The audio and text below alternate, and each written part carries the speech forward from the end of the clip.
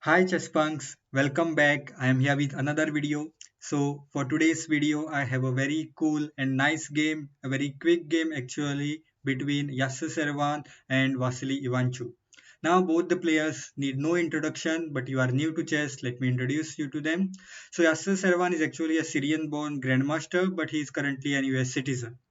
Along with that, he's actually a four-time US champion himself, and along with that, he's known for his brilliant style of play. He is very good at commentating, and usually nowadays he is known as a very good commentator.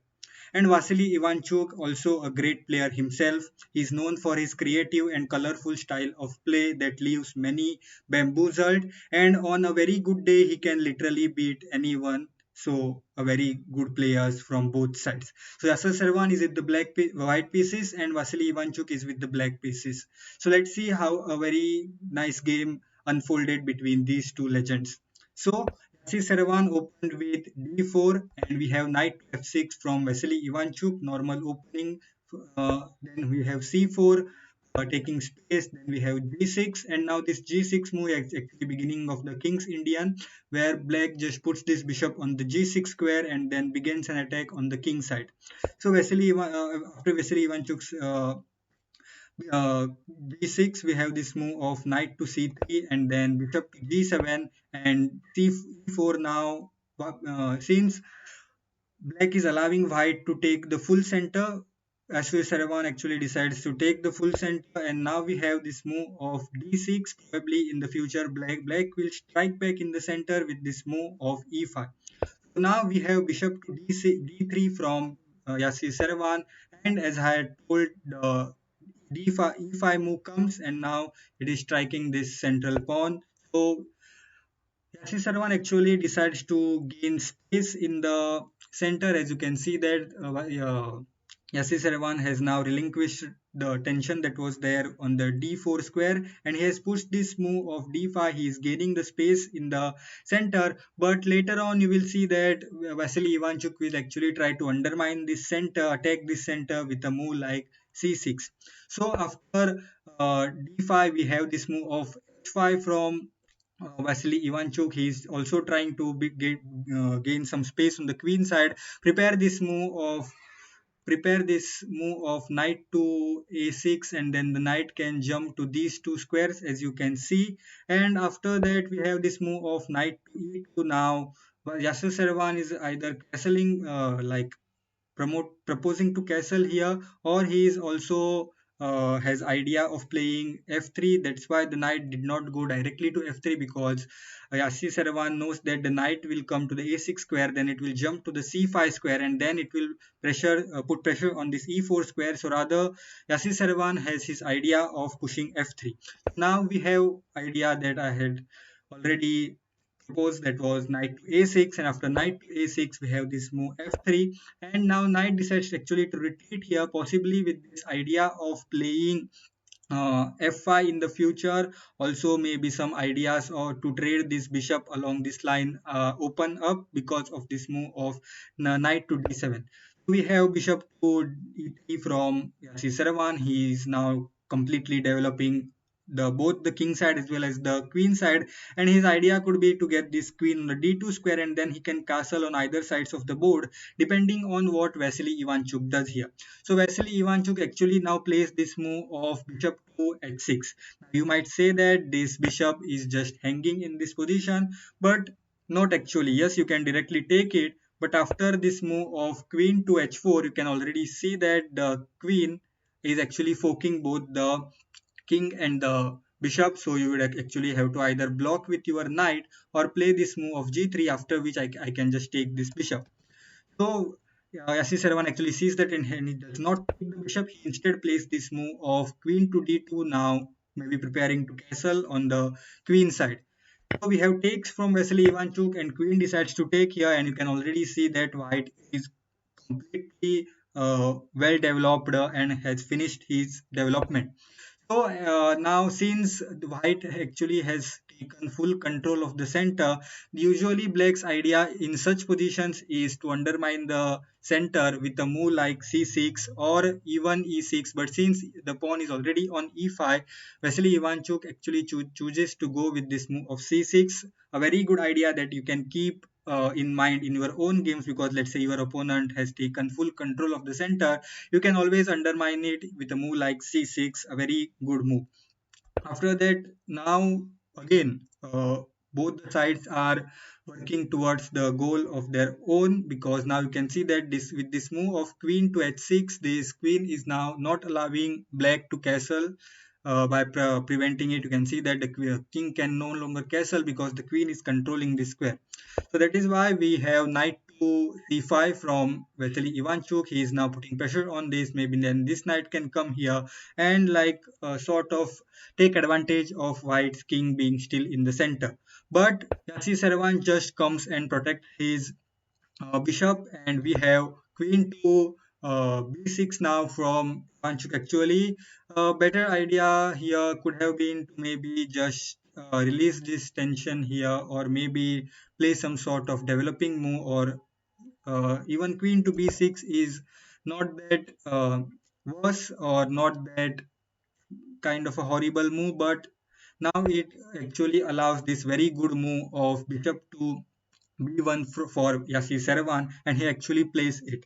Now you can see that this move is very good because you are now not allowing this knight to capture that bishop, and this bishop will actually prove to be a very strong piece for Yasser Seirawan. Now you can already see that this queen by coming to b6 was actually putting pressure on this b2 pawn, but Yasser Seirawan just absolutely ignores that, because after, let's say, you decide to take here, I can actually just take this pawn, and you can already see that with this rook being here, this queen being here, these knights can immediately jump to very good squares. You can see that this king will start feeling a little wobbly, and you can already see that this queen is bit sidelined, because after takes already the rook joins the attack, and this king is very uh, feels very weak due to the misplaced queen.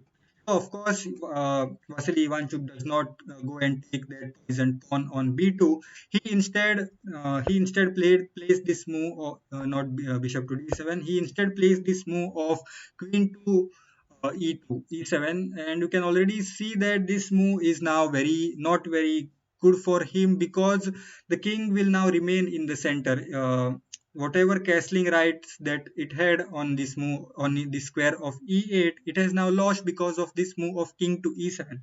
Yes, white's king is also still in the center, but you can already see that white has much more space as compared to black, and that's why the white pieces have much more free squares to move, and that is why white is able to actually attack in a more swift way as compared to blacks, which will be evident in the game.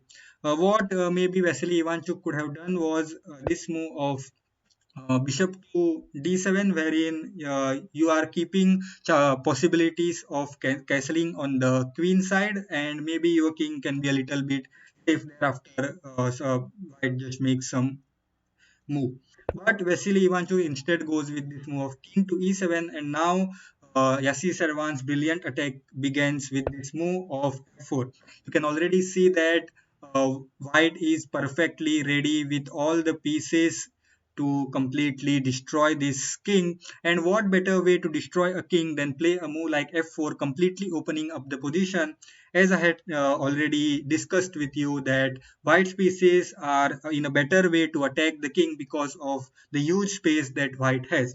So after f5, here actually Vasily Ivanchuk decides to take here. A better move could have been just going back, wherein, let's say, a move could have been better way to defend could have been going back with the knight, wherein after, let's say, takes, then you can already take back and still you are worse, but you can already see that you are attacking here, you are actually defending a key important squares with this knight.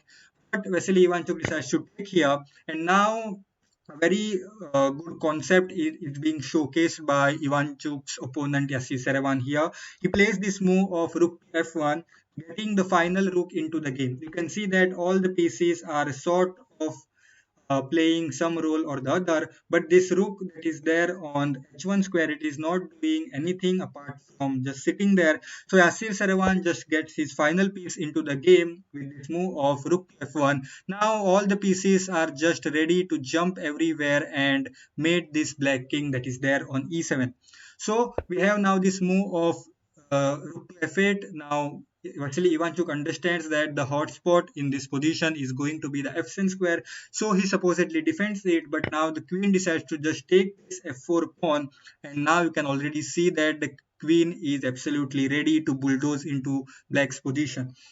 So after that, now you can't of course allow this queen to just infiltrate, because then the queen can absolutely take everything and get into your position. So Ivanchuk plays this move of f6. Now you can see that the queen can no longer take here, but Vasily Ivanchuk's opponent Yasser Seirawan, now that one way to attack is closed, he plays this move of d takes on c6. You can see that now another front of attack has been opened up, and this queen king is very weak.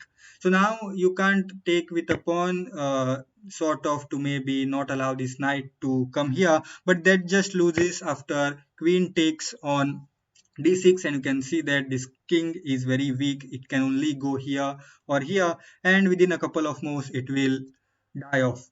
So now queen decides to take here. Now you can see that this is no longer possible, but now Yasser Seirawan actually starts a brilliant combination here. From now onwards, every move is actually a forcing move, a killer move from Yasser Seirawan, and he starts this very nice combination with this move of knight to d4. Now you can see that the knight is already attacking very knight square. It is already putting pressure on this queen, and this queen has to actually retreat, and it decides to retreat to the e8 square, because none of the other squares are very good anyway. And now another forcing move from Yasser Seirawan. He plays this move of knight to d5, giving a check to this king, and this king now has not a lot of squares remaining to it, but let's say it goes here, then already you can see that this is hanging. Even the knight can take, threatening all sorts of discoveries. So actually now Yasser Seirawan, after he played this move of knight to d5, Ivanchuk decides to retreat to the d8 square. A better way could have been maybe king to d7, but that also loses immediately. So instead we have king to d8, and after king to d8, C7 actually just chops off this pawn on d6 square, and now you can see that the king has no squares for itself, so it can't go anywhere, so you have to block with one of the pieces, and you can't block with the king because that just loses, because your rook at the end is hanging and you would be just a rook down, and anyway you would be pretty soon getting mated. So we actually have this move of bishop to d7 from Vasily Ivanchuk, and now another forcing move from Yasser Seirawan. He plays this calm but beautiful move of knight to b5. Now the threat with this move of knight to b5 is simply to give this check with bishop queen to b6, wherein you can see that the king cannot retreat here because of this knight that is protecting that square. So after, let's say, after the queen gives the check, which actually happened in the first, actually in this position, actually Ivanchuk decided to resign here, but you can't play like anything because you can't protect against this check. So let's say you play weird move like this, then I can already give you a check here, and the only move possible is this. And after I give you a check like this, you can already see that my knight is literally forking everything on the board, and which would be completely losing for you. And now let's say if you decide to like play any other move like queen to if I, let's say, e6, let's say, like sort of protecting against this, then you can already see that your rook at the end is hanging, and also you will lose another rook after that. So Vasily Ivanchuk saw that after knight to b5 he has no hope to survive in this position, and he actually decided to resign here. And it was a very nice victory for in fact, for Yasser Seirawan, who was actually the underrated opponent in this match, and a very nice victory for him in just 22 moves. So that was my game for today. I hope you are able to enjoy this game and also learn some attacking principles from Yasser Seirawan. So I will see you in the next video with another cool game, another instructive game. Until then, bye bye.